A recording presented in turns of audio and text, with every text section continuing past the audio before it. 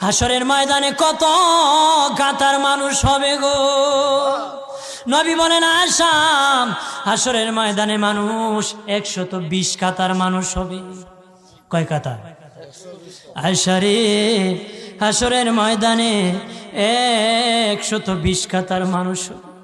আয়েশা সিদ্দিকা বলেন ইয়া রাসূলুল্লাহ, ইয়া রাসূলুল্লাহ, আমি জানতে চাই আপনার রাসূলুল্লাহর উম্মত কত কাতার হবে? নবী বলেন আয়েশা, আমি রাসূলুল্লাহর উম্মত একাই 80 কাতার হবে।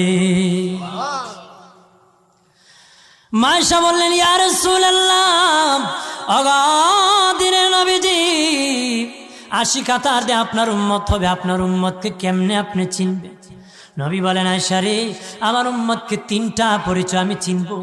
1 নম্বর পরিচয়, আমার উম্মতের কপাল থেকে নূর চমকাবে, নূর চমকাবে।